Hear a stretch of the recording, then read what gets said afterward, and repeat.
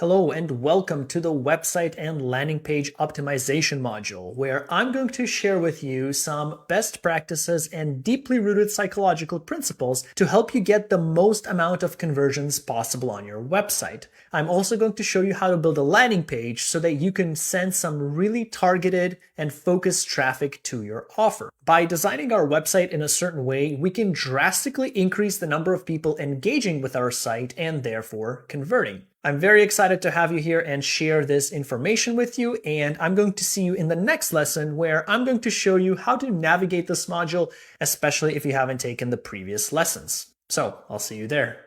Before we get into the deeply rooted psychological principles of persuasion and web best practices, I wanted to talk to you about the 4 facts about your website visitors, because everything that we're going to be going over in this module revolves around these 4 facts.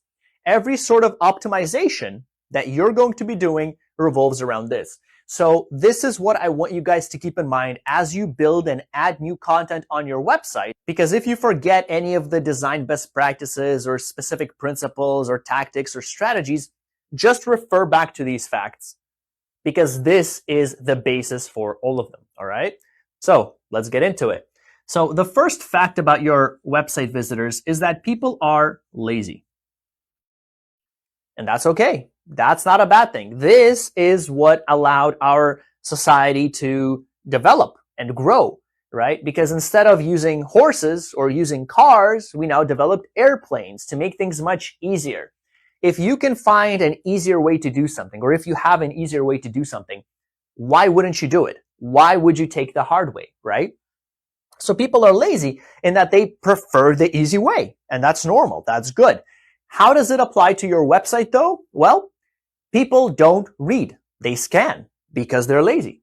So I see a lot of these websites that you guys submit to me that have big, long paragraphs and big, clunky headlines and descriptions, and people aren't going to read that, guys. People are just going to scan because it's much easier to click the back button and find another website that delivers that information in an easier way than reading out your big paragraphs, right? So keep this in mind as you build out and as you structure your website. Is this website easy to read, or is the person going to more likely click the back button and go visit another site? So the point is, deliver all your important points first, big, clear, and don't have long paragraphs. And if you do have a lot of information that you want to share with people, this brings us to point number 2 about your website visitors.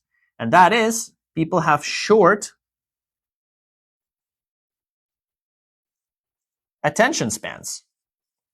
So building off on this point that people are lazy, if you have a big paragraph, if you have a lot of information that you really have to share with people, break it down into bullet points, add some images on your website, make things interactable.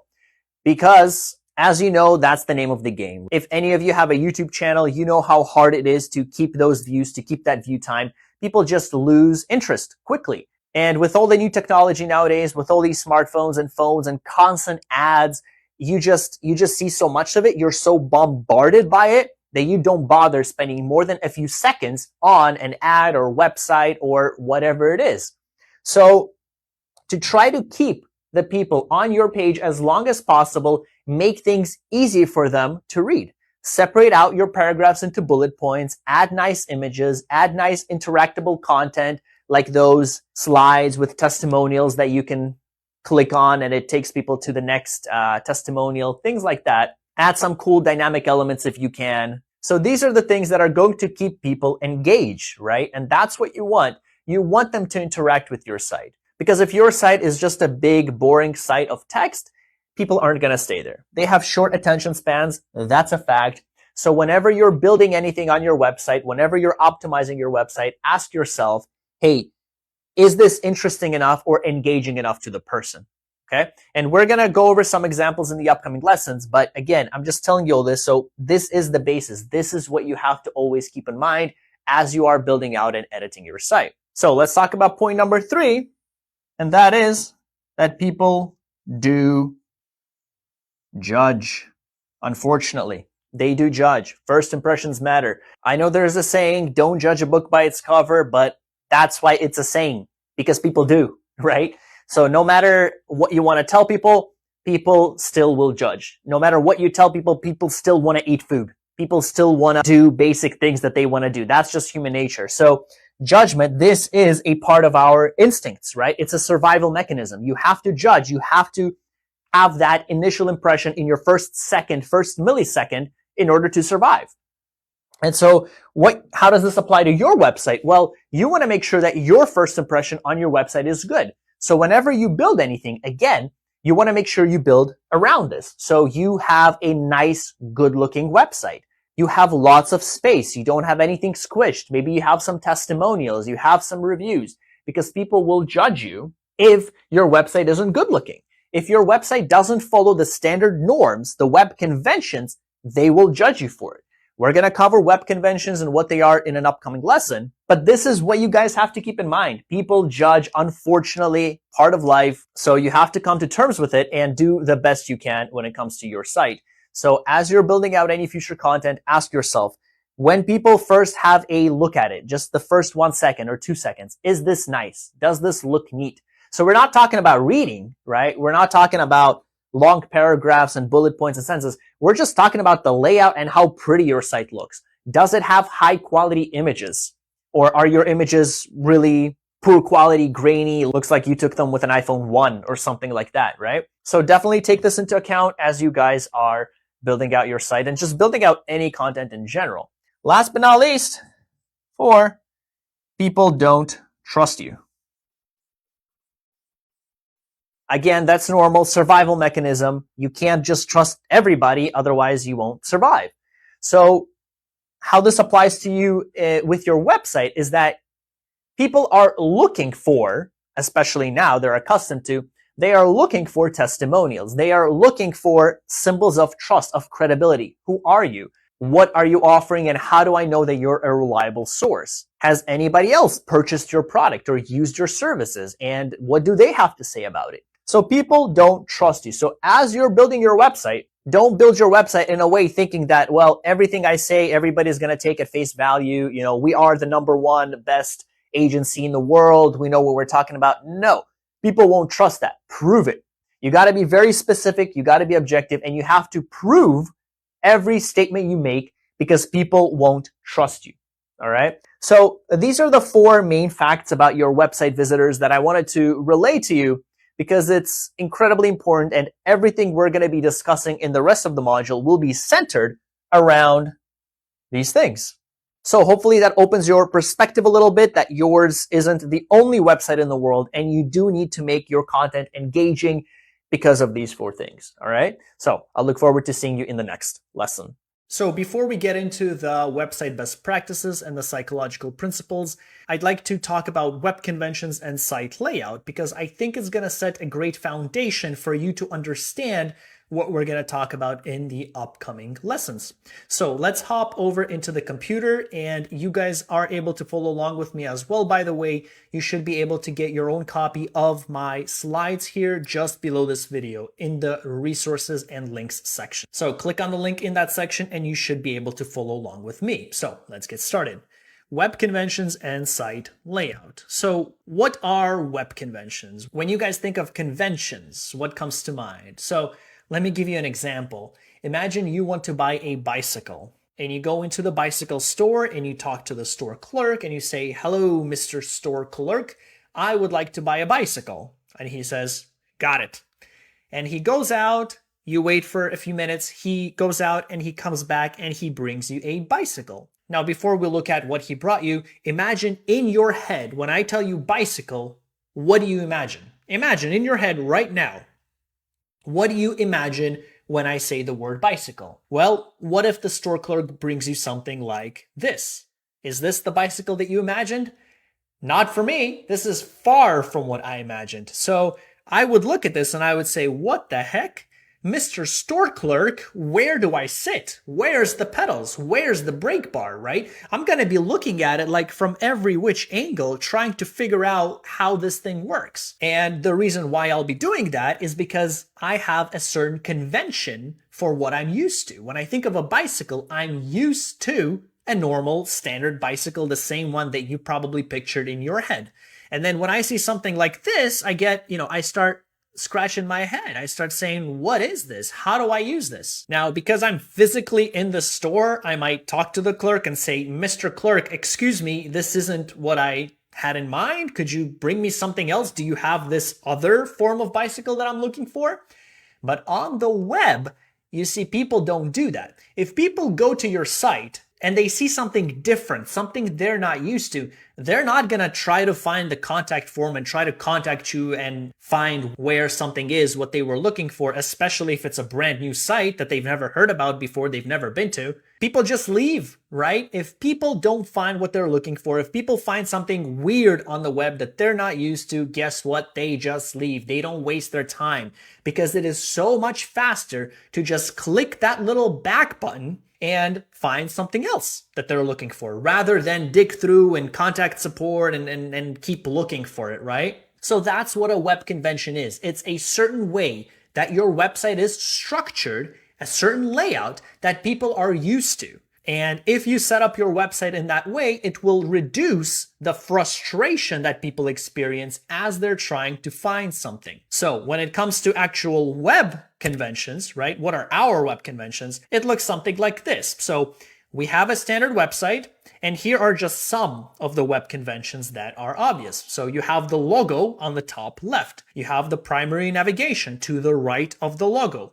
You have the utilities to the top of the navigation. You have the headline in the middle. You have the subheadline. You have the call to action button. You have the image, and you have the search bar in the top right, right? If you look at most of the websites, guys, this is generally the format and the layout for most of the websites that you're going to be looking at. And these are just some of the web conventions. So for example, here I wrote with hover and on click effects. So you're used to when you hover over something clickable, a clickable link or a button, you're used to seeing your mouse cursor change, right? From the little, if you're using Windows, from the little triangle cursor to the one that looks like a hand, right? In addition, you're used to the button changing color, right? That's something you're used to. That's a web convention. That if that doesn't happen, something feels weird. Or asterisks, for example. If you're filling in a form and it's asking you for your name, email, address, phone number, and you just enter your email and say submit, and they say, hey, no,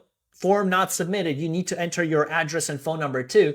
You get a little frustrated because you think, well, that wasn't clear. I didn't think I needed that. It didn't have an asterisk. It didn't have a required field there. Like in parentheses, it didn't say required, right? So these are things that detract users from staying on your website. The more frustrated a user is on your site, the more likely they are to just leave, right? Makes sense? So that's what web conventions are. So the point is, try to build your website in a way which is compatible with how users imagine and are used to seeing your website, unless you have a very good reason for doing otherwise. So if you have a reason for putting the navigation on the bottom instead of the top, or the logo in the bottom right instead of the top left, then you can do that. But you have to make sure that the benefits for doing that outweigh the cost of people not expecting something to be there. And so far, I haven't seen a professional website which has their navigation at the bottom and their logo on the bottom somewhere. I haven't seen that, So these are conventions that basically you should follow whenever you're building out your website because that's what people are used to. So if we look at some examples of some multi-billion-dollar companies like Apple, these guys probably had a few dollars to invest in a web designer, right? In a visitor usability design, right? So again, you see the same thing here. Look, you have the logo in the top left. You have the navigation bar to the right of the logo. You have the search bar at the top. You have the image in the middle. You have the headline in the middle. You have the button below that, right? You have the same thing with Netflix. Again, logo, top left. In this case, they don't have a search bar because there's really nothing to search for. They have the headline in the middle. They have the image. They have the call to action button. So again, follows the same layout. Now, just because you saw that there's a navigation bar at the top doesn't mean that now every single website must have a navigation bar at the top. It follows common sense. If your website doesn't need a navigation bar or it doesn't need a search bar or it doesn't need one thing or another, don't put it. That's okay. But I'm telling you in general, if you were to have those elements, then put them in their respective places. So let's look at another example here. Franco Sarto. Again, you have the search bar at the top, you have the navigation at the top, you have the logo on the left, on the top left, right? And then you have all the products. You have Amazon, where you have the logo on the top left, you have the search bar at the top, you have those different navigation options you can click on. So same thing, guys. Every single time, websites follow a certain convention, a certain layout that people are used to. So make sure your website also follows this layout, not to frustrate the users, so that they find what they're looking for, or they can expect to find what they're looking for where it should be, where they're used to. And that will increase the amount of time somebody stays on your page, will decrease the number of users that will leave your page, and ultimately will increase your conversions. So that's what I wanted to talk to you here about web conventions and site layout. Let's head over to the next lesson. So what is conversion rate optimization? Well, as the name suggests, it's the process of optimizing the conversion rate for your offer. However, there are 3 myths that are prevalent in the online marketing space that I would like to debunk and clarify with you to make sure that whenever we're talking about conversion rate and conversion rate optimization, we are on the same page. So the first myth about conversion rate and conversion rate optimization is that there is a specific benchmark or specific number for a conversion rate that you should be reaching. So let's suppose Billy has a conversion rate of 50%, and you look at Billy and you say, wow, 50%, I want that same conversion rate. Or sometimes you have marketers that say, hey, my conversion rate on this page is 60%. That's what you guys should be going for. You need a conversion rate of 60% as well. However, that is a myth, because you cannot just simply compare your conversion rate to another person. It depends a lot on many factors, such as the niche that you're in. So you really can't compare apples to oranges. So if we come over here to the computer and we go to this page here, and you can access this same URL just below this video, I added a link for you guys, you will see that the conversion rates really vary greatly by industry. So for home improvement, the conversion rate is 7.2%, but for catering and restaurants, it's almost 20%. People like to eat, right?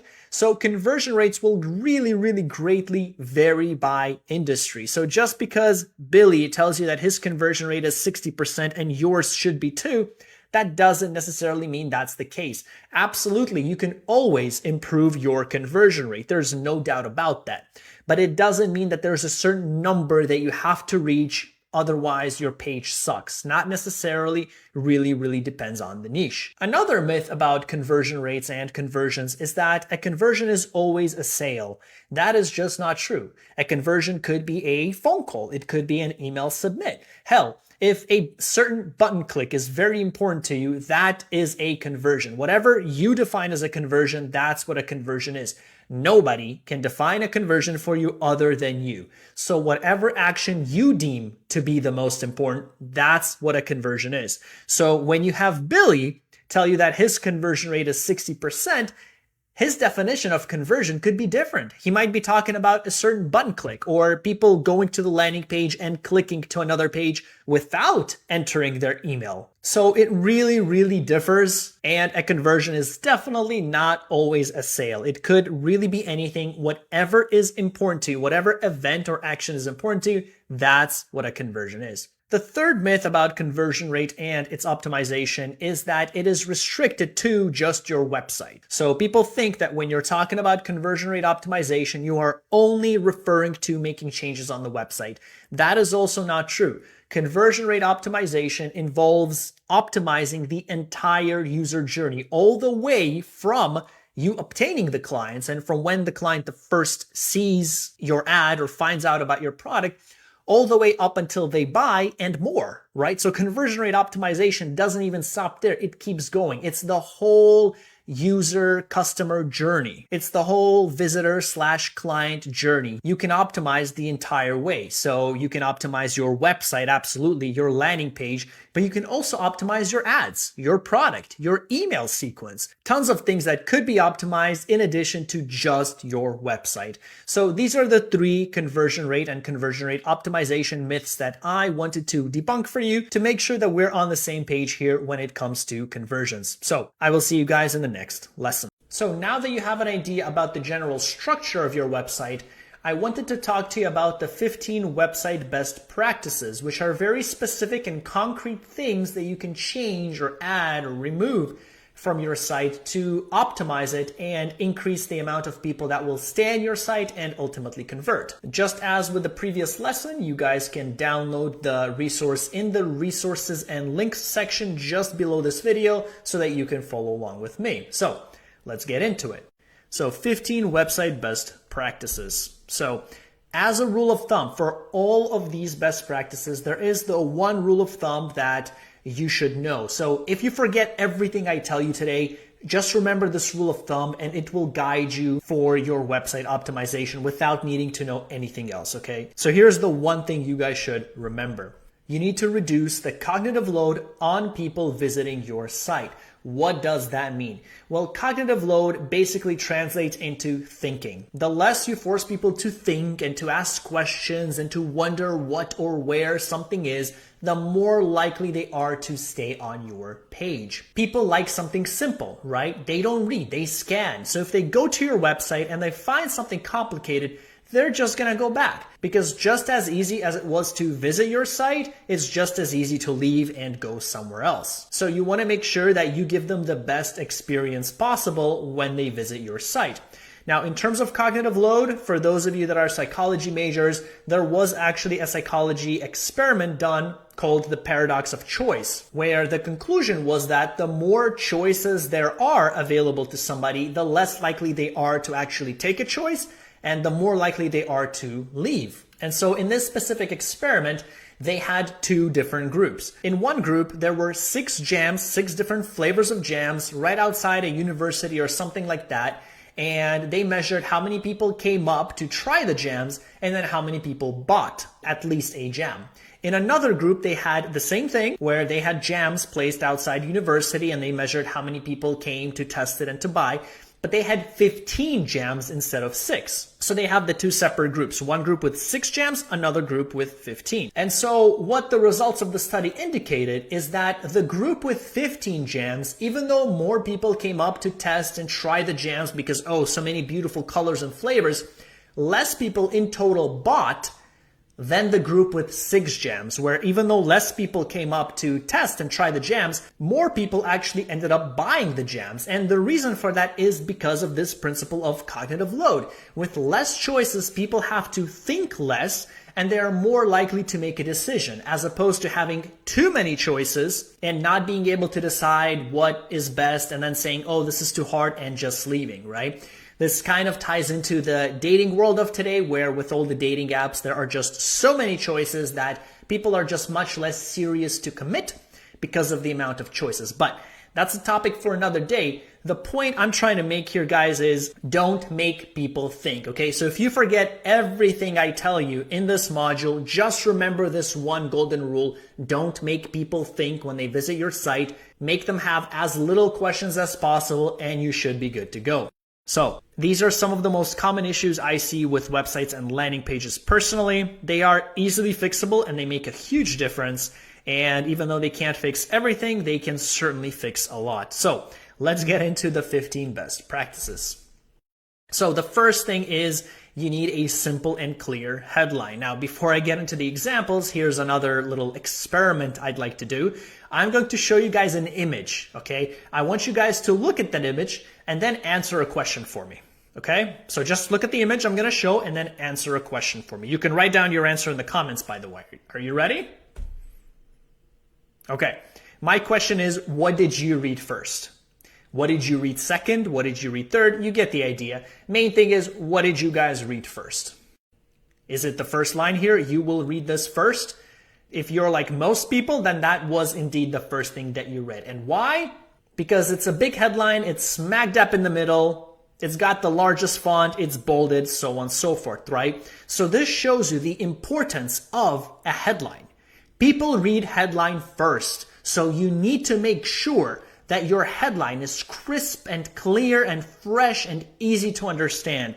Because if it's not, that's the first thing that people are going to read. And if they don't understand it, off they go. Just as easy as they came into your site, they're going to leave. So here are some examples of some good headlines. Canva, what will you design today? 5 words, guys. Their word design, you will also notice, has a nice design to it. So it gives a little subconscious idea of what do you mean by design? Oh, that's what you mean. Colors and color schemes and icons and maybe images, whatever, right? So very clear and simple. 5 words, straightforward. There's no guesswork. There's no fancy language that I don't understand. Very simple. Here's another one. Wix. Create a website without limits. 5 words. Are you seeing a pattern here? The shorter the headline is, the better. The more concise a headline is, the more clear it is, the better. Create a website without limits. Boom. Right away, you know exactly what Wix is about. When I look at this, I say, okay, so Wix allows me to build a website and allows me to customize it however you want to. And that's exactly what Wix allows you to do. Granted, there's still way more customization with WordPress, but that's the idea, right? Now let's take a look at another headline. Don't let computer troubles slow you down. Trust Computer Tech Pro for reliable and efficient computer repair services. Contact us today to get your technology back on track. That was a nice 5-word headline, wouldn't you say? So let me know in the comments, guys, how would you reword this headline to make it more appealing? Because if I was looking for computer repairs and I came across this article, I'll be honest with you, instead of reading that, I would probably go back and find something else. That's how lazy people are, guys.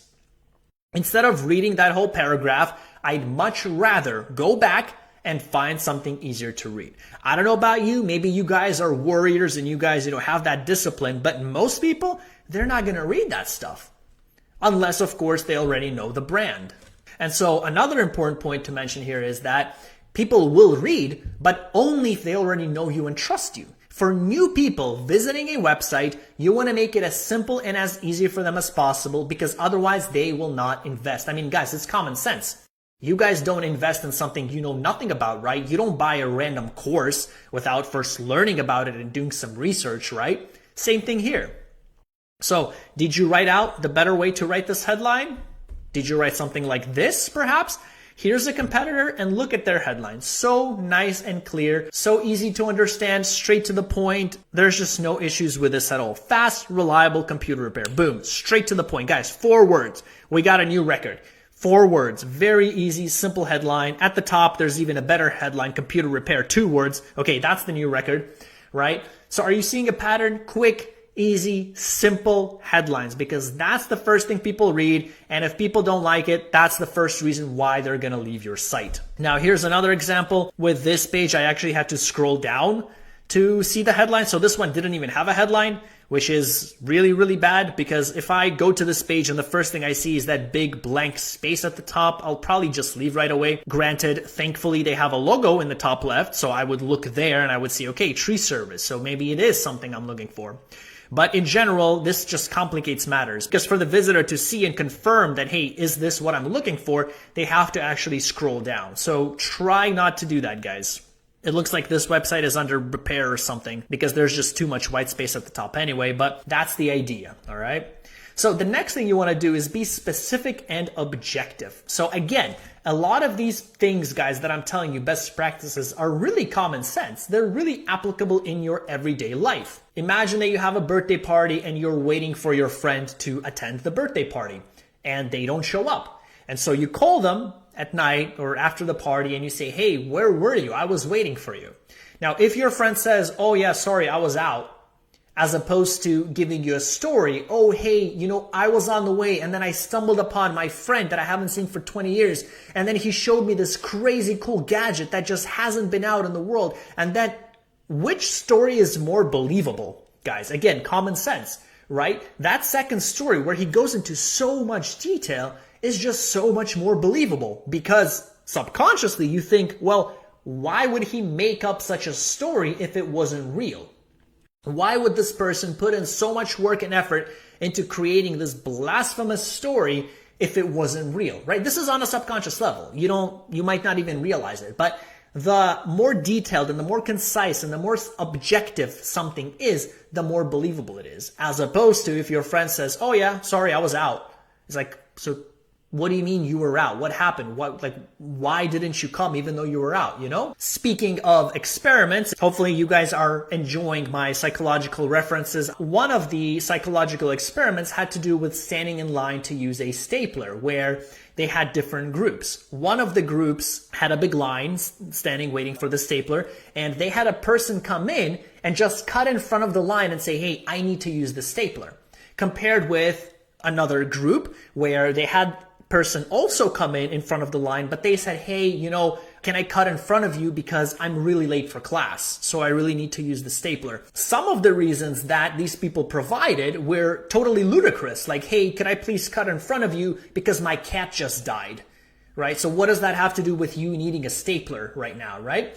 But what they found was that people who gave those specific reasons were allowed to cut more than the group that just came in and said, hey, can I cut you so I can use the stapler? So if you're specific and objective and you give a reason and you say something specific in this case, you are much more likely to be believed and, in the case of websites, engaged with. So be specific, be objective. Look at this example over here by Kickstarter, where they're saying 265,167 projects funded, 8 billion, 249 million, blah, blah, blah, towards creative work, 97 million, blah, blah, blah, pledges, right? Now, this is extremely specific. When I look at this, I think, wow, this must be real. Why else would they come up with such specific numbers? Now, compare that with them saying, hey, we funded over 260,000 projects. We have over 8 billion in creative work. We have over 97 million pledges. Which one is more believable? Just think about it, right? This first option is more believable. The one where they specify, where they are so specific, so exact, it's so much more believable. So make sure to be specific. Make sure to be objective in your ad copy. These are objective numbers. This isn't subjective. These are actual statistics that they had. Here's another example. 61% of Fortune 500 enterprises scale their success. So they're specific, 61%. They could have said over 60%. They could have said over 50%, right? They could have said 2/3. They could have said 2/3 of Fortune enterprise, but they chose to say 61%. Why is that? Because of this principle of specificity and objectivity. They want to be as specific as possible, as objective as possible, because it makes it so much more believable, okay? Now, you compare that with something like this. It's an ad that I saw, and as we discussed, conversion rate optimization isn't just limited to your website, but it's an ad by Unbounce. And I love Unbounce. It's an amazing landing page builder as well, even though I prefer Kartra at this point. But look at their ad. It says Unbounce, #1 rated landing page builder and CRO platform. And actually, I don't think this is even an ad. I think it's an organic search result, but it says #1 rated landing page builder. #1 rated by whom? Did you just proclaim yourself to be #1 rated? You know, if you are actually #1 rated by somebody, that's amazing. Absolutely use that. But then you have to specify #1 by the landing page, masters or something. I don't know. But when you say #1 rated, it seems so subjective. It's really not believable. Anybody can say they're #1. Hell, I can say I'm #1 marketer in the world. I can say I'm #1 copywriter in the world. I could make an ad for that. Does that make it real? No, absolutely not. Not without some proof. So be objective, because words and facts like this at this point are just not believable anymore. Anybody can say they're #1. Anybody can say they're the best, top rated, the best, highest rated. Highest rated by whom? #1 by whom, right? So you gotta be specific and objective. Here's another example. Expertly crafted copy that tells the story. So this is cool. I get that they're trying to say it's going to be professional copy, but if they want it to be more specific and objective, then they should add some sort of statistics, because expertly crafted seems pretty subjective to me. Maybe to them it's expertly crafted, but to me it could seem like a second grade ad, like a second grader wrote it, right? So add some stats. Expertly crafted says who? Who says you're expertly crafted? Prove that it's expertly crafted. Maybe show some results, That would be much more believable, for example, than what it is right now. So let's take a look at the next point, which is using 7th grade language. So all of these points are kind of intertwined. So once you get the hang of it, they all start to kind of mesh together. So 7th grade language, right? If you look at Dropbox, they're saying get to work with a lot less work. Is that something that a sophisticated university major would only understand? No, anybody could understand this. Any first grader could understand this. Dropbox, multi-million, maybe multi-billion dollar company, right? World known.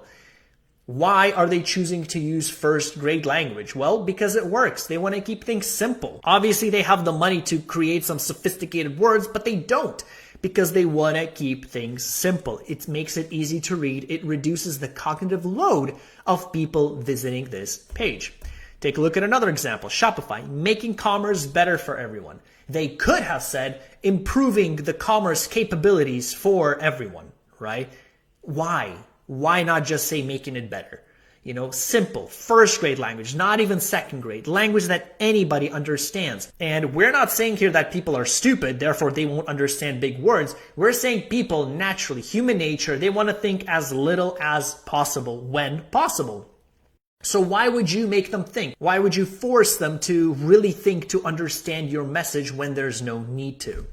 Now here's another example, how to scale your business by leveraging the power of systems. Let me know in the comments, guys, if you can rewrite this in a simpler way. Now at the bottom there, it says, improve your business through better systems and processes. And honestly, I think that's a better headline. I think you can use some of the wording from there, such as how to improve your business by using better systems, for example. I think that would make it sound much easier than scale your business by leveraging the power of systems. So leveraging, not that it's a super big fancy words that you need rocket science for to understand, but I think it could be replaced for something easier because there's no need to overcomplicate things, right? There's always an easier term. So instead of using leveraging, just say using, by using the power of systems. Is that not easier? It's shorter, it's easier to understand, and also, by the way, we're talking about familiarity here, right? How many times in your life have you heard the word leveraging versus the word using? Using is much more familiar to you. It's much more recognized. It's simple. You've heard it so many times, it's like second nature. It's like driving a car. You don't think about it. Leveraging, you have to pause and think for even a split second because it's not a word that you hear every day. So if you don't have to use these words, why would you? So that's what I'm talking about when I say use simple 7th grade language. Let's take a look at another best practice, and that is clear and obvious call to actions. So I'm actually surprised at how many times I review some of the websites and landing pages, and I don't see a call to action anywhere in sight. Okay. The first rule of thumb for call to actions, guys, is to have the call to action above the fold on your website or landing page. That means above the fold means the first page you see without needing to scroll. So it's got to be clear. It's got to be obvious. Let's take a look at some examples. MailChimp. Everything is white and black here except the call to action button. It's big and yellow, right? It's very clear. It's very hard to miss. And it's above the fold. It's at the very, very top. And this gives direction to people. Again, right, referring to the rule of make people think as little as possible. Well, when people see a big, clear call to action, you are guiding them. You're telling them what the next steps are. Hey, Mr. Person visiting the site, once you read this, here's what you should do, right? You're giving direction. People have to think less when they're given direction. Straightforward. Another example, Calendly, right? Boom, big blue call to action button. Sign up with Google, sign up with Microsoft, get started. Very clear, very obvious. Slack, where work happens. Look at these big, fancy, not fancy, but big, obvious, clear call to action buttons. Get started, get started. Talk to sales is, as you can see, it's got the opposite color, so it's white with purple text. And that is because they don't want that to be the main call to action. The main one they want is get started, create your account, pay us, as it should be, right? But the talk to sales is still not out of the question. It's still there. It's still available if people need it. Now let's compare it with something a little bit less obvious. Take a look at this page. Do you see the call to action? Took me a while to find it, I'll be honest with you. And so again, we come across the issue where I'm looking at the page and I'm thinking, okay, I want to build a site. What next? What do I click? Where do I go? And then I have to take out my binoculars again to find the tiny little call to actions there at the bottom of the page. It's just super hard. It's super hard to read, right? Don't make it difficult for people. Here's another example. Now, these call to action buttons are obvious. It says remix, but what does remix mean? It's not very clear. Like over here, it looks like it's a site for building out websites, which is nice and cool. But how do I actually build a website? Do I remix a website or what, right? I'm not really sure what that means. So these call to actions aren't really clear. They're obvious, but they're not clear.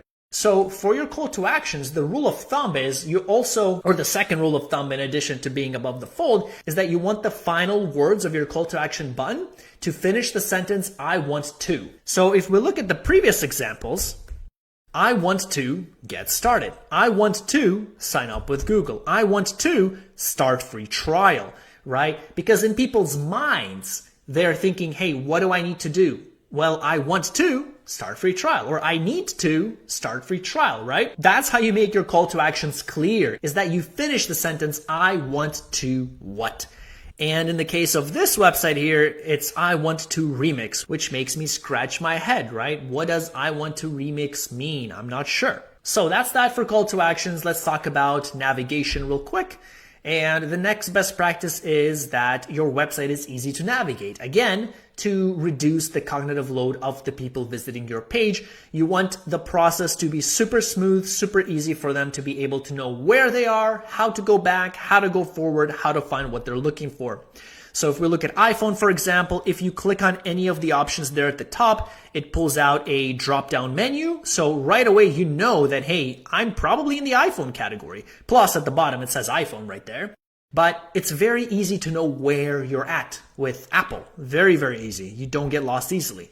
Here's GitHub. On the left, it tells you exactly where you are in their hierarchy of documents. Again, super, super simple. Now you compare that with something like this, and now all of a sudden it's not super, super simple. This isn't very easy to navigate if you ask me. You look at something like this, where this was a website I found. I clicked on Artist Studios. I landed on this page and then this page. So the problem with this is that I was lost. After I clicked on Artist Studios, I didn't really know where I was in terms of the hierarchy. Like, are there options related to Artist Studios, or should I go back and find something else? Or where am I on the page? And actually, as it turns out, the top there where it says ArtNet, the studios, those are actually the breadcrumbs. So that tells you where you're at. But that really wasn't obvious for me. I had no idea that's what it was until I landed on the very last page. So point is, make it clear for people to navigate. Make it easy to know where they are, because again, we want to reduce that cognitive load on the people visiting your page. Another important best practice here is that your site is easy to read. So Trello, look at how everything is easy to read. It's white on purple. It's white on blue, right? Easy, easy to read. Here it's black on white or white on green. Again, super easy to read. The color contrast is amazing.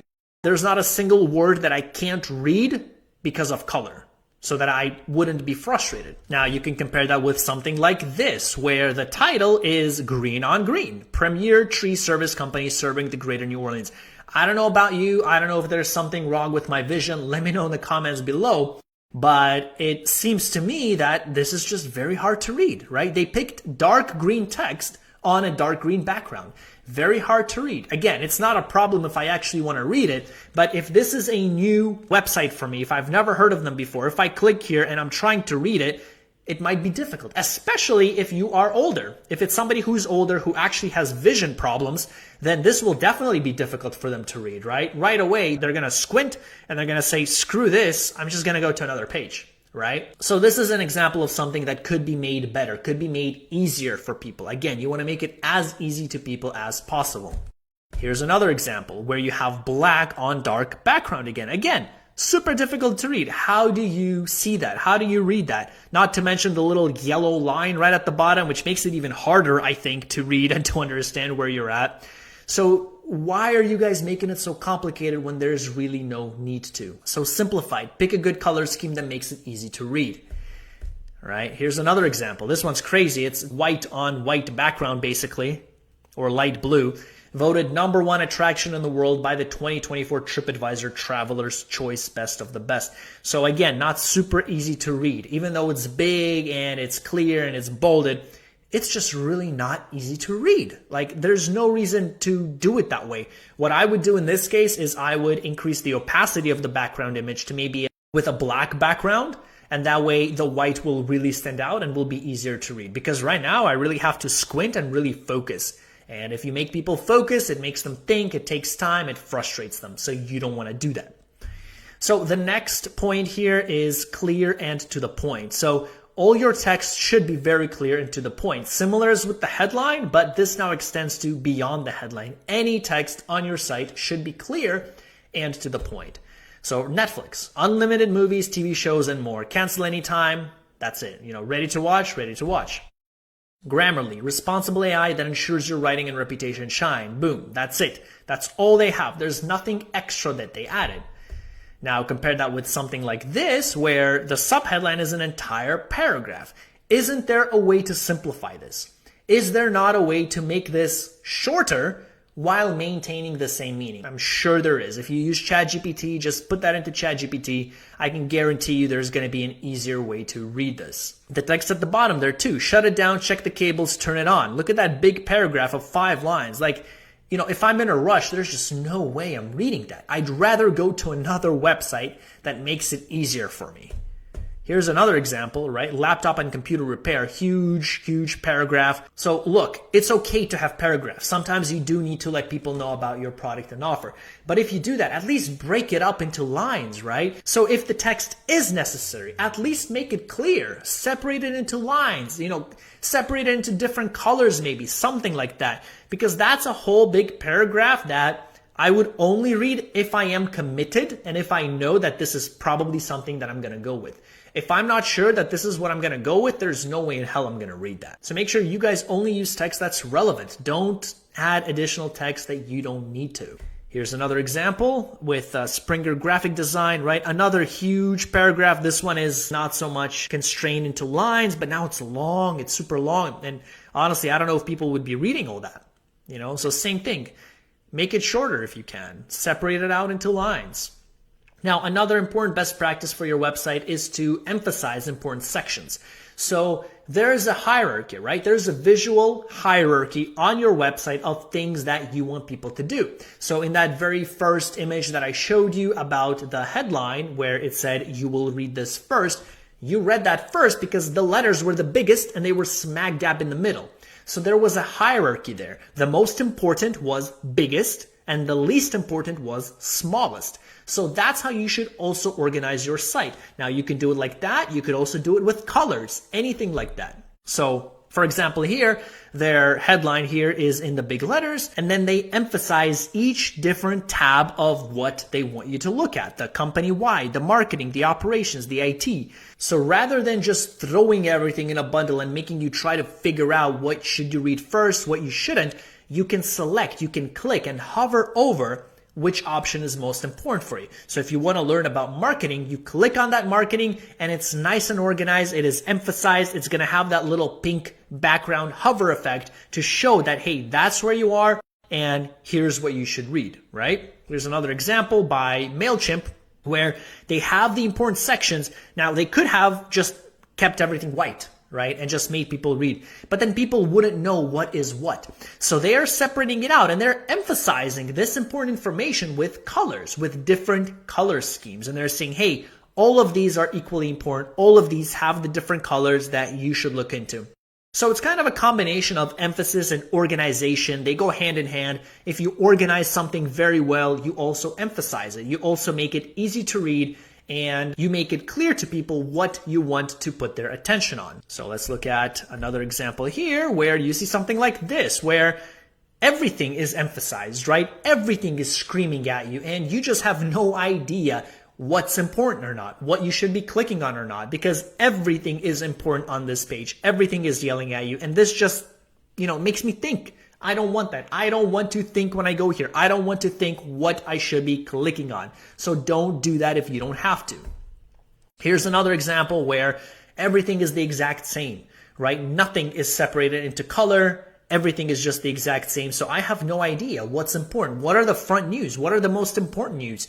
What are the news that are older or breaking news, right? Like you see on a lot of the news channels, you see breaking news. That's emphasized. It's got the big text. It's got the big image, right? Very, very clear separation between what's important and what isn't. Now, another important best practice and something I see quite often is about images. So A lot of you guys come to me with websites with very poor quality and grainy images. And to me, that's just crazy. That's bewildering because that's your reputation on the line, man. You know, if you have poor quality, grainy images, how can people trust you? You need professional photos, professional images. Even if those images aren't from Shutterstock, that's okay. If you take them with your phone, Android, iPhone, it doesn't matter. Even if they're not professional stock photos, they have to be at least high resolution, high quality, because otherwise it just looks bad. It doesn't look professional. Now, the other side of the coin is relevant images. You want images that are relevant to whatever it is you're talking about. If you're talking about dog food and selling dog food, then don't show images of airplanes, right? That's just common sense. And yet again, this is something I see very frequently where the images just don't match the text at all and they confuse the person, right? They just literally confuse them and they make the person think, how does this image relate to the text? It makes no sense. And whenever you make somebody think, your points go down. So here's some examples of a good image, life insurance, right? So when I think of life insurance, if I imagine myself buying life insurance, I feel at peace. I feel like, okay, I've done this, I'm protected, I'm safe. And that's exactly what this image shows. It shows a happy family, a happy grandma in this case, right? Especially you see the grandma and she's smiling because she knows that, hey, I'm safe, I'm protected, my family is taken care of. That's what I get from this image. Makes total sense. Look, if you don't have images about your specific product, then have the images to appeal to the emotion, how somebody feels when they use your product. That makes and qualifies for a relevant image. Here's another example. Luca, design your own beautiful brand. So it has images of a brand, right? It's got a fake brand like Birdland, which is fake, but you get the idea. When you look at this, it makes sense to you. You get it that, hey, this would be my brand, right? So again, the images are totally relevant. Now let's take a look at some other images. Here's an image for an advisory and brokerage service for global professionals. So it's got an image of a city. And frankly, I'm not sure how the city relates. If you have any idea, please let me know in the comments because I fail to see how this city relates to the text. So when I look at this, right, my first impression is, you know, what, like, am I missing something? What's going on, right? It's just a little subtle confusion, even if it's not on a conscious level, even if I don't come in here and say, hey, Billy, what's wrong with this site? No, sometimes it happens subconsciously. You aren't even always aware of it. So let's take a look at another image. Financial freedom. Are you ready for a different kind of financial advisor? So if you're thinking of financial advisor, what do you think? A, you could think of maybe an older advisor who's more experienced, right? Who has money and who knows how to manage money.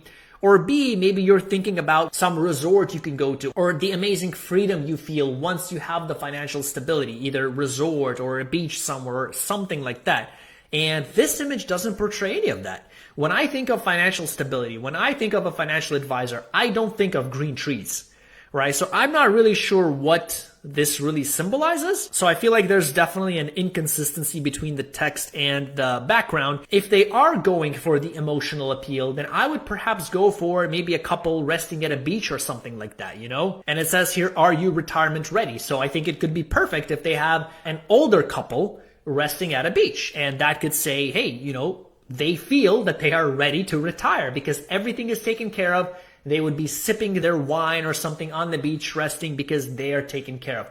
So if you are to go for an emotional appeal with this image, then I would go for something like that. But again, let me know in the comments what you guys think. I'm curious to hear your thoughts about it too, or maybe I'm missing something. Maybe there is indeed a link between green trees and financial stability. I don't know. You guys tell me. Let's take a look at another example here. This one doesn't even have an image at the top. There, I think, is an image when you scroll down. But when you first land on this page, I don't know about you, to me, it feels a little off because there is no image, right? So it feels a little weird. It feels like, hey, is this a scam? Why isn't there an image, right? These are subtle thoughts that, again, might not always be conscious, but something that's going on in the back of your mind as you're thinking and wondering, hey, what's going on, right? So let's take a look at another best practice here for your website, and that is a button link and hover effect. So this also touches a bit upon the web conventions, what people are used to. And so if you don't have this, then it's going to feel a little off to the people, right? So let me show you what I mean. So here's a GIF of if you hover over the Get Started button, the mouse cursor changes, you see? as well as the color of the button. It goes from this light purplish to bluish, or whatever colors you want to name it, but it changes color, right? And the button also grows bigger too, just a little bit bigger. Another example here, book your demo, the color changes of the words as well as the background, the cursor changes, right? So it changes and it feels satisfactory. It feels like, you know, like that feeling when you drink a cup of water, when you're very thirsty, that same feeling, when it hits the spot, right? Now, as opposed to something like this, where the whole mouse cursor is the same, regardless of whether you click the button or not. And so you start thinking like, hey, does this button even work? Is this even a button? If, you know, the button doesn't change color, my cursor doesn't change, is this really a button? Like, what's going on? You know, it doesn't have that satisfaction feeling, right? Would you agree? Have you ever experienced that on your websites? I have. When I navigate to some websites and I don't see that the cursor changes or the color changes, I don't feel satisfied. It's weird, but that's how I feel. And that's how visitors could feel for you as well if there are no such effects. Here's another example where when you hover over the button, the cursor changes at least, but the color doesn't, right? So it's like half satisfaction. Not all the way, at least it's something, but I would definitely still change the hover button color just to make it a little more satisfactory. So that's that. Next, you have a simple and clear layout. So again, you want to make it very easy for people to follow, to read. So something that looks like this. Look at this. Very, very simple and clear. Tons of white space, right? They use a lot of white space. They have neat little sides, like on the left image there, you have the image on the left and text on the right, and then it alternates. You have the image on the right and text on the left. So it's really cool. It's tons of white space, some variety, but it's really clear. And then look at the image on the right. It's the same thing. It's very, very clear, very easy to read, lots of white space. The little box there is highlighted in yellow, right? So it's kind of separated out. You have the image, you have the text or the headline in blue. So very easy to follow along, very clear, very simple to navigate, as opposed to something like this, where it feels squished, right? Everything just feels squished. There are no images. It feels like this is the last website in the world and there's just no space left for anything else. Everything feels squished when it shouldn't be. Here's another example where, again, everything just feels squished. It feels off, right?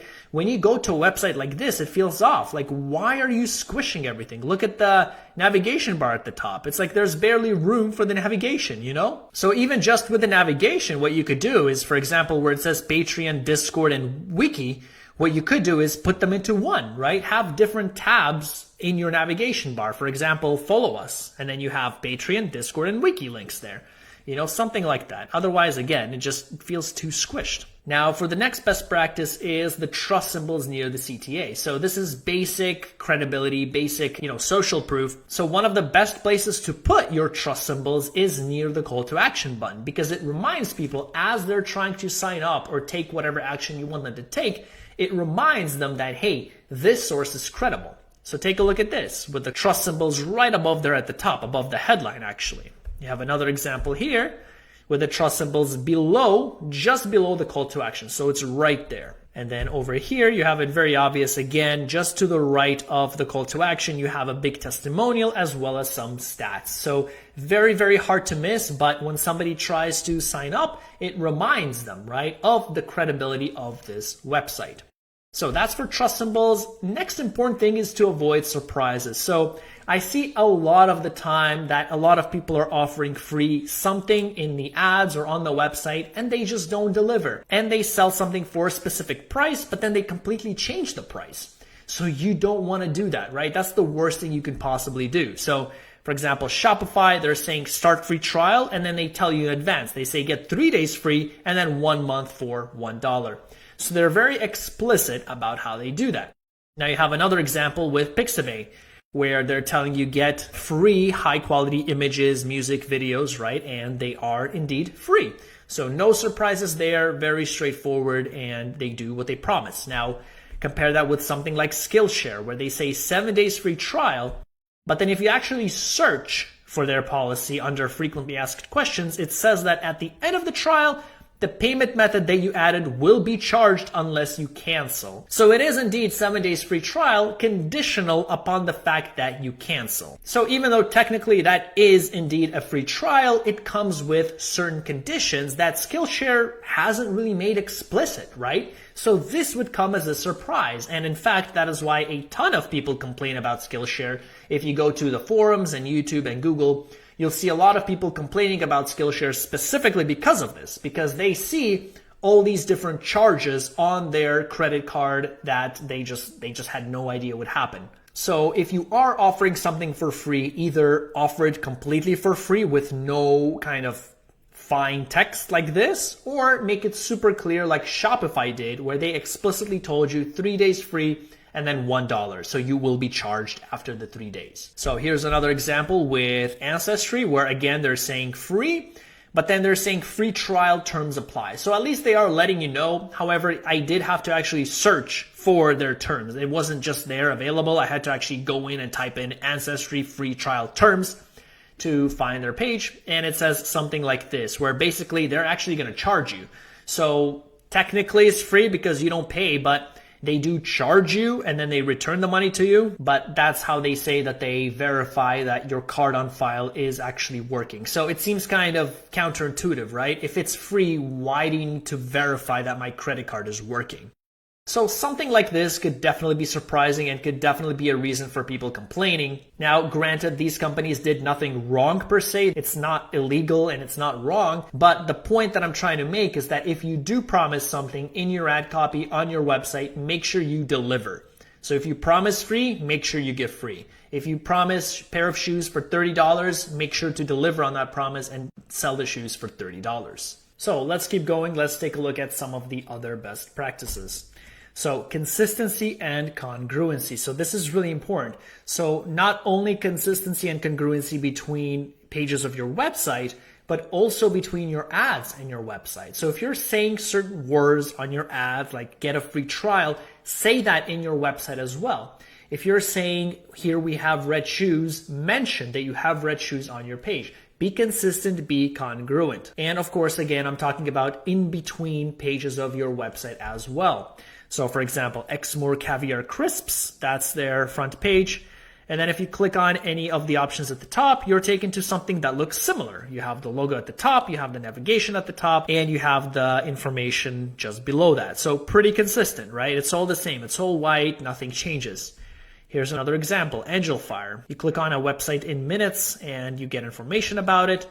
You click on website tools, you get information about it. It all follows the exact same pattern where you have the navigation there at the top, you have an image on the left, you have a call to action on the right. It's all similar. It's all consistent and congruent. And this doesn't scare your audience away. Because if you start having pages that are totally different, that have a totally different layout and color scheme, people might start freaking out and thinking that, hey, this isn't the website that I signed up for. You know, this looks different. So you don't want people to think that, right? So here's a different example now by Global Security, where they have the search bar at the top, they have the navigation bar below that, they have the big logo on the left, and then you pick what you want to click on. So I click on something, and then I see something like this. So now the search bar is gone, the navigation bar is gone. It now has the blue and gray lines that it didn't before. So it just looks different. You know, it makes me think like, what's going on? Here's a different page. When I click on something else, it takes me to this wiki page, which looks different. Now you have the search bar on the left, you have the navigation on the left, you have information below that. So it looks totally different. Then you have additional buttons, subscribe now, my account, sign in, which you normally don't have here. So that's what I mean by consistency. Try to make your website as consistent as possible. Now this applies to your landing page as well. So if you have a landing page, which we're going to create in this module, you want to make that consistent with your website as well, ideally. So if your landing page is bluish, make the website bluish as well. Within limits, of course, you don't have to copy exactly, but try to maintain that consistency and that congruency. Does that make sense? So let's keep going. So last but not least, and this is pretty obvious, and that's why I added it last, is quick website loading speed. So you can use sites such as Site24 by X, where I put in apple.com and I put in New York as the location. And you can see the page load time is 1.65 seconds. So ideally your page load speed is under 2 seconds. Any longer than that, people will be frustrated and they're just going to want to leave, right? I'm sure you've encountered it many times when you click on a website and it takes too long to load, and so you go back, right? So the longer the loading page speed, the less likely you are going to be to stay because it takes too long. Some ways in which you can improve your website speed is by removing or compressing unnecessary images, as well as removing unnecessary animations, transformations, all those cool styles that you think would look really cool. They might, but they drastically reduce your website loading speed. For which reason, you don't see a lot of the professional websites have too many of these cool, fancy animations, even though they certainly can, because it slows down the site unnecessarily and those animations just aren't worth it. So these are 15 of the website best practices that I wanted to share with you. Hopefully you found some value. Let me know in the comments what you thought, if maybe I missed something or if you want to add something to any of the points mentioned. But hopefully you can already take some of these and apply it to the website and then to the landing page that we're going to be building. So I'm excited to share more tips with you here in this module, and I will see you in the next lesson.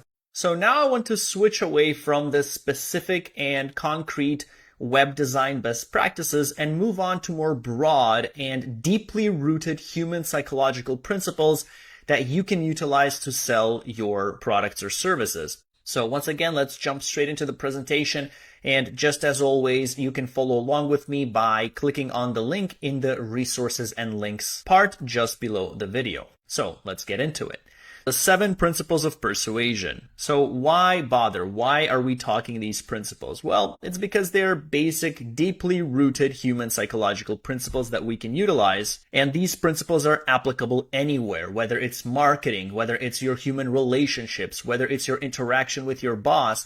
These are principles that are stuck with us as humans and are our basic first instincts. So we can use these to our advantage to increase the value of the products that we're selling, okay?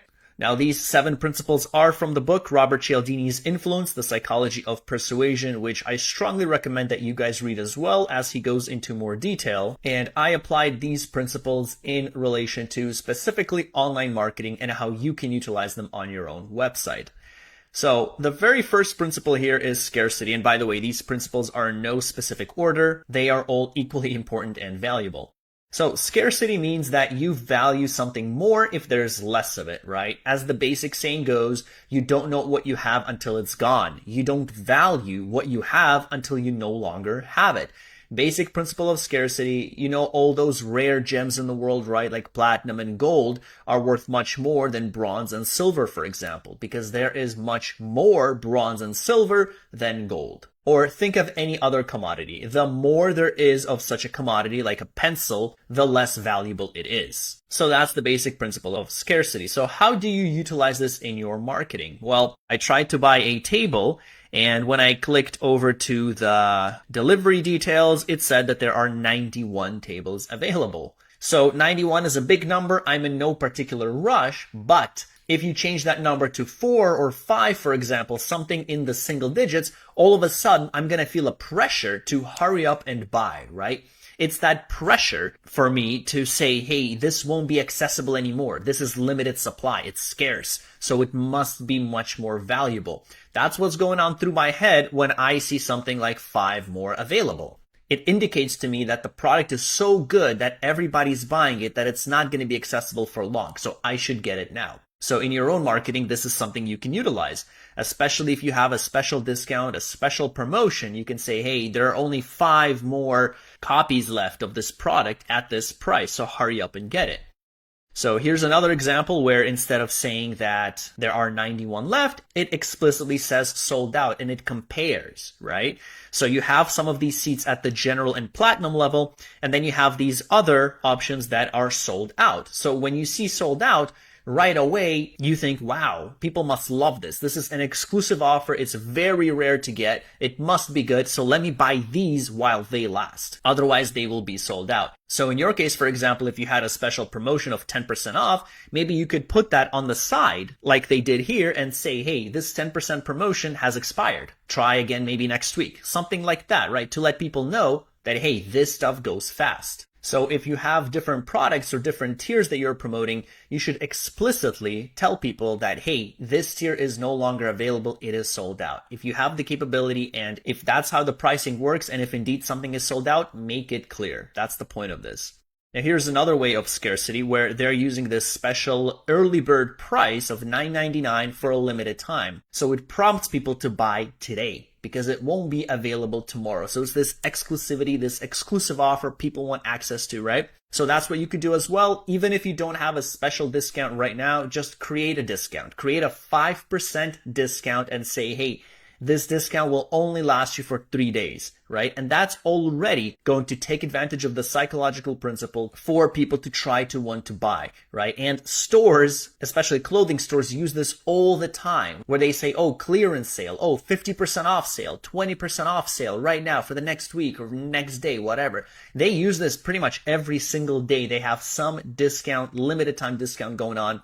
And that is exactly what they are taking advantage of, this scarcity principle. So apply it for yourself as well. If you don't already have a special discount, just create one. So that's the principle of scarcity. Next, we have reciprocity. Really straightforward. If somebody does something nice to you, you want to do something nice to them. If somebody hurts you, you want to hurt them, right? Vengeance 101. Straightforward, common sense.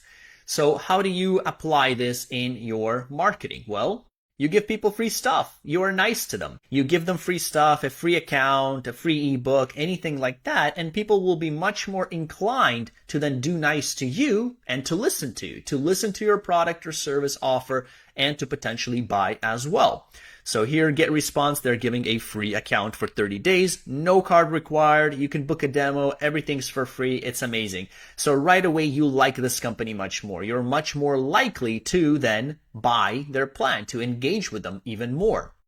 Here's another example from Harvard Medical School, where if you sign up, they also give you a free copy to the best diets for cognitive fitness. So they're doing a nice thing to you. Why wouldn't you do something nice to them? Even if this isn't on a conscious level, right? Subconsciously, right away, you identify this as something good, as something kind that did nice to you. So automatically you perceive this in a better light.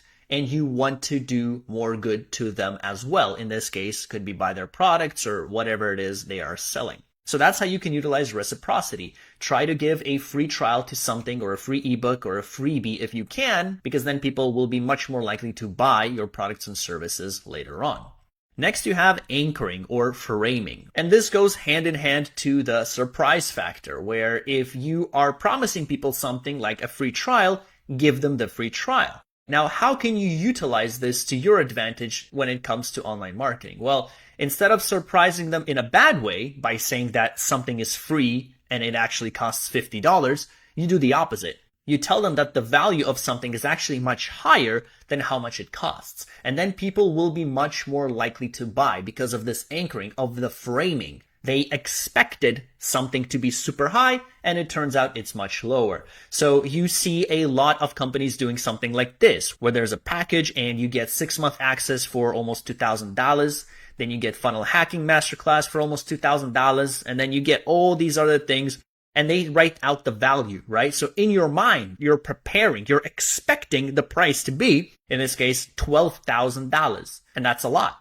So in your mind, you're thinking, wow, this is too much. I don't know if I can afford it. I wish it was cheaper. And then they tell you, oh, it's only $1,000, right? And right away, you're like, wow, $1,000, that's so cheap. Absolutely, sign me up. Because of this comparison, right? You expected one price and you got something way cheaper. So anchoring is basically pleasantly surprising people. So lay out the value of each of the products and services that you're offering and then say how much it actually costs. And I'm sure you guys saw this very often as you were buying products and services throughout your life. So if you're selling something, write out the value. How much is that offer worth? Or especially if you have a whole package, even better, you can write out how much each individual product is worth and then give a price that is far below the numbers that you specified above. And this really encourages the people to buy because all of a sudden the price is super cheap comparatively speaking to what they thought, what they had in their mind, right? So that's anchoring. Next, we have consistency and commitment. So people want to be consistent in their actions and their thoughts because It reduces the cognitive load. It reduces that turmoil that they are feeling inside. This discomfort of thinking, hey, why am I doing something that I don't want to do, right? Think of a time when you were peer pressured into doing something and how you ended up doing it and then how you felt bad inside. You felt, hey, I don't want to do that, but I did it. What's going on? Like, do I want to do that thing or not, right? So that's that consistency. Again, speaking of psychological principles, we're talking about cognitive dissonance, which means it's that feeling of discomfort that somebody feels when they do something that is inconsistent with their thoughts. So if you can align the two and you can make people's actions correspond to their thoughts, then all of a sudden you can take advantage of this principle and have people more likely to sign up or buy your products. So how do you apply this to online marketing and to your website? Well, you can do it with the way people interact with your site. Here's an example. When I tried to download a free travel guide for a place that I was visiting, I clicked on Get It for Free. Okay, so that's my first click. I click on Get It Free. The next click was on my suitcase. So after I click the guide added to actually check out and get the guide, I have to click on My Suitcase at the top, which is basically like a checkout button. After that, okay, the third time I have to click is on Finish Packing. So after all that, I'm taken to this Add to Cart page, or My Suitcase as they call it. And then I have to click on Finish Packing. So that's 3 button clicks, okay? Now, after clicking on it 3 times, that's 3 actions that I've done. I have interacted 3 times. I clicked on it 3 times. What do you think subconsciously I'm thinking? That I really don't want this product? I'm going to go and throw it out? No, subconsciously I'm thinking, hey, I really want it. Well, consciously and subconsciously, right? I'm thinking, hey, I really want it. So I'm much less likely to just discard this product and just say, no, you know what, I don't want it, because of my investment into it by clicking on it 3 times. So the 4th and final page took me to this shipping information page, which is quite long. They're asking for your email address, your name, first name, last name, street address, city. I don't see how that is required for a file that is downloadable. This is a downloadable file. Why do you need my address? Why do you need my city name? Why do you need my first and last name? But they know that, right? They know that they're asking for a lot of information. So how do they address that? By making you interact with their site several times so that mentally your thoughts correspond to your actions, which is you clicking here 3 times in order to get to this page, right? I can tell you right off the bat, if I were to click on Get the Guide for Free and I was immediately taken to this page, I would right away go back. I would right away go back and go find another free guide somewhere. But instead, because I invested all this time and energy already clicking 3 times, even though it just took a few seconds, the investment is still there. And so I'm much less likely to go back and just close the page and go somewhere else. So even if it took me 3 seconds to go from that first page to this very last page, those are the 3 seconds that I'm going to stay on this page and think, should I stay here? Should I fill in all this information because obviously I want it, I clicked on the site 3 times, or should I just go back? So these are those extra seconds that you can utilize for your own good. Now, economically speaking, also this refers to the sunken cost fallacy, where people think that if they invested some time in something already, like here, I already clicked on the buttons 3 times. In my mind, I'm thinking, well, I've already invested, so now I should go and get the product because I've already invested so much time that I need to justify losing that time.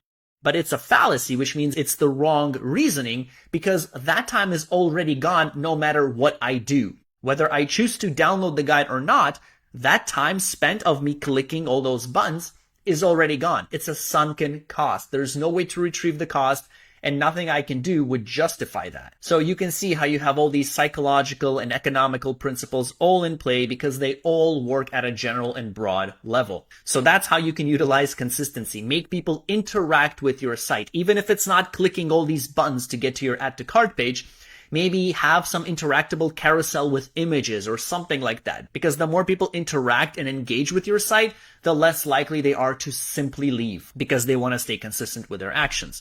Here's another example. I went to this ultimate webinar marketing page and I wanted to see the video. So I clicked on play and lo and behold, I got a pop-up asking for my name and email. Now in my mind, I'm thinking, well, I clicked the button play, so I must really want to watch the video. So I'm much more likely to enter my name and email, as opposed to if the form was just below the video and saying, hey, if you want to watch the video, enter the form. You understand? Because I clicked that button, I told myself consciously and subconsciously that, hey, I really want this. So I really need to enter my name and email because obviously this is a video that I want to watch, or at least be more likely to do so. So that's how you can utilize consistency and commitment principles in your own marketing and website. Next, we have authority. Again, straightforward, something you've experienced ever since you were a little kid, right? Ever since you went to kindergarten and you saw the teacher and you thought, wow, that teacher is much older than me. They're more experienced. They're tall. They're big. They probably know what they're doing, what they're talking about. I should listen to them, right? And so you can utilize authority as well in your marketing. So here, Google Ads Management Services, you can see their 2 authority symbols. They were named a Google Premier Partner, and they have all these awards for Forbes Best of 2023, Clutch Rated. I don't know what that means, but it shows symbols that, hey, this is trustworthy. These guys know what they're talking about. Even if I don't really understand what exactly these symbols mean, like Clutch Rated and Forbes Best of 23, I'm not exactly sure, like were they voted for the best of 2023 for Google Ads or what? Even though I don't even know that, just the symbols and just the way it's framed to the right of Google Premier Partner automatically makes me value them more and think that this is a credible source that knows what they're talking about, so I can look up to them. I can trust them. Here's another example where it's a Facebook Ads Management service. And again, they have their authority symbols here at the top left and at the bottom. Shopify Partners, Google Cloud Partner. They made over $10 billion in revenue for their clients. So they obviously know what they're talking about. They're obviously very good. So this is a company that I can trust. Now, the next psychological principle is that of social proof. This goes without saying. We're social beings. We want to be like others. We don't want to be weird or different. We want to do what other people do. So if I tell you that almost 50% of the world's websites are built on WordPress, then you're much more likely to listen to the message that, hey, WordPress must be good. Why else would almost 50% of the world's websites use WordPress? So you can do it in that way, saying, hey, all these other people are using it, or hey, this amazing, great Warren Buffett, Bill Gates, he's using this software. You can do it like that, or you can use testimonials and just have somebody write out their experience on whatever product or services you're promoting. So over here, Amazon is using the social proof to say how amazing these jeans are. Look, 300 plus people bought those jeans in the past month. 50 plus people bought them in the past month. So if people are buying it, it must be good, right? And if I don't buy it, something's weird with me. Something's off because everybody's buying it. So why wouldn't I, right? These are kind of the thoughts that are going on in your head. Here's another example, just basic reviews. So customer reviews, right? Chris is wonderful. He took the time to explain, blah, blah, blah. If you can make the reviews ideally from your ideal customer base. So if you're targeting business owners, if you can have the reviews written by other business owners, it's going to go in your favor because people want to relate, right? It's that likability factor. We hang around, we want to be around people that are similar to us. So if you can have testimonials and this social proof from people in your ideal audience base, then that's even better. So that's the 6th psychological principle. 7th principle, which there isn't really one concrete thing I can tell you have to do to make yourself likable, but as long as you're like Mr. Carey in Dumb and Dumber, you should be fine. Just kidding. But this was the 7th principle in Robert Cialdini's book, so I thought I'd add it here. And this is kind of a combination of everything that we've talked about before. So if you give somebody something for free, they will like you more, right? And that's reciprocity. If you have testimonials that are written by people similar to your ideal audience base, then that will make you more likable. Because again, people will see that this product was used by other people just like them, right? So things like that. If your site layout is nice, if it's good looking, if you're giving away a freebie, if you've got good testimonials, if you have good authority symbols, if you prove and show your credible sources that you know what you're talking about, that will make you more likable. So hopefully that was helpful, guys. Use all of these principles right now on your website. Take a moment and as homework, take a moment and think how every single one of these principles can be applied in your everyday life with your relationships, with your partner, with your family, with your colleagues, and of course on your website. Figure out and think of ways how you can utilize the likability principle on your website, how you can use the authority principle. Can you show how credible you are? Can you show how many years of experience you have, or maybe some people you worked with, or maybe some results that you've achieved? Can you show that on your website? Take a moment and think about it, because these are the basic, deeply rooted principles that are just unavoidable. They are part of human nature, so use them to your advantage rather than against you. So hopefully that makes sense. Let me know in the comments how you can utilize some of these principles in your everyday life as well as your business, and I will see you in the next lesson. So now that you know all the web design best practices and the psychological principles, how do you actually test your website to see if it adheres to the things that we talked about? Well, there are 3 tests that you can run to test your website usability, and that's what I want to go over with you right now. So let's jump straight in. So how to test your website usability. So there are 3 ways to do so. The first is called the 5-second test. Then you have the trunk test, and then you have the cut words in half test. Pretty straightforward. So the 5-second test. So the way this works is you take your homepage and you give it to somebody, ideally somebody who hasn't seen your page before. Your family member, friend, colleague, anybody like that. And you ask them to take a look at your website for 5 seconds and then close their eyes and write out their impressions of the site. So the idea here is to gauge somebody's first impressions, because as you know, first impressions matter and people do judge a book by its cover. And so there are 3 questions you want to ask them after they see your page for 5 seconds. The first is, what is the page about? What is the purpose of the page? And what did you like or dislike about the page? So generally, their first impressions. So for example, take a look at this page for 5 seconds, close your eyes, and then write down in the comments what you thought about this page. It's important that you guys close your eyes after 5 seconds, because if you look at it longer than 5 seconds, it no longer really counts as a first impression. You start thinking and analyzing and thinking of the site in a different way than you would when you originally landed. And the first 5 seconds are the most important, because that's usually when a user decides if they're going to stay on the page or leave the page. And so you want to take a look at this and ask, hey, what's the name of the brand? What is the purpose of this page? What do you like or dislike about this page? Here's another example. Look at it for 5 seconds, close your eyes, and write out what your first impressions are. So you would do this for your website, for your homepage, to see what the first impressions are of the people landing on your page. Now here's another example. If you take a look at this page, what do you think, right? Just use this as an exercise. Take a look at some of these websites and just use them as an exercise to see and to get an idea for what people could think when they go through and look at your site as well. So that's the first test. The second test you can run is Steve Krug's trunk test. So in general, we want to reduce the cognitive load on people visiting your page. So the less questions they ask, the less the load, right? So you want to take people to different pages of your website and ask them the following questions. 1, what is the website's name? What is the title of the page? Where in the website structure is the specific page? What are the major categories of the website? What are the subcategories of the page? And where is the search functionality? So if the user can answer all these questions, then that means that the page is easy to navigate and well designed. So for example, we can take a look at this page and ask the questions. What is the website's name? Does it have a logo? What is the title of the page? Does the page have a specific headline? Where in the website structure is the specific page? And in this case, you can see the breadcrumbs just above the headline, and you see the table of contents on the left. What are the major categories of the website? So once again, you can see some of the categories on the left and the top of the page. What are the subcategories of the page? So you could find that out if you hover over any of the navigation links at the top. And where is the search functionality? So this specific page doesn't look like it has it, but maybe it is somewhere else on the page that is beyond the screenshot. So these are the questions you want to ask. Here's another example. You look at this. What is the name? Is there a logo? What is the title? Where in the website structure is the page? You get the idea.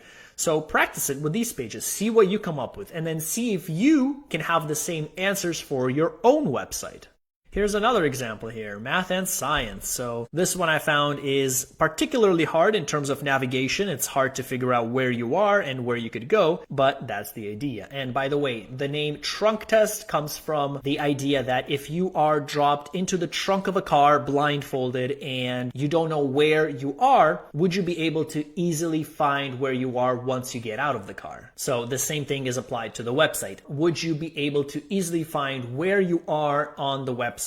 Are you able to go back? Where are you in the website structure? So on and so forth. And last but not least, you have the cut words in half test. So if you're able to cut the words in half of any description or headline and still maintain the same meaning, then you failed the test. So keep it simple, stupid. We went over this in the 15 best practices lesson, where you want to keep something as simple and easy to read. So cut your words in half and see if it keeps the original meaning. So for example, you have this website.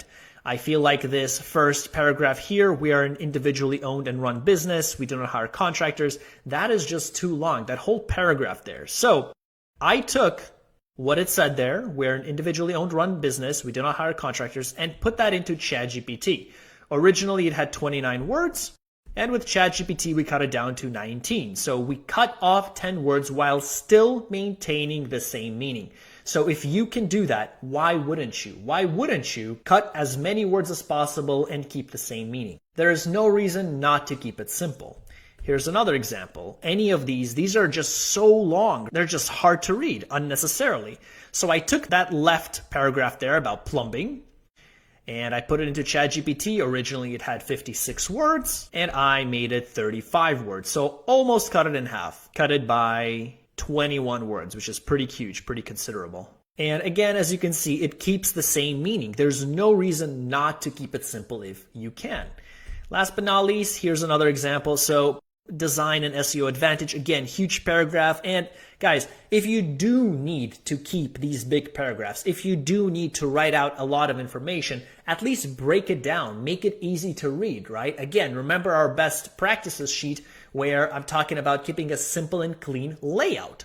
So if you do need to add a ton of information, separate it out into colors, into bullet points, right? Use bullet points. That's an amazing way to easily separate out your information and make it more readable. So over here, I put this into ChatGPT. Originally, it was 63 words.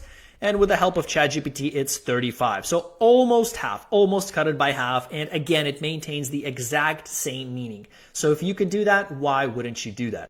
So that is all for the testing. Hopefully this gives you some ideas for how you too can test your website. Give it to a family member, a friend, a colleague, ideally somebody that hasn't seen your site before, and get them to rate it. Drop your website in the comments below if you like. Get people to test your website and offer their advice. Also, if you join the community, feel free to share it there and see what other people think. Get those first impressions and make the necessary changes, all right? So that is all for this lesson. I will see you in the next one.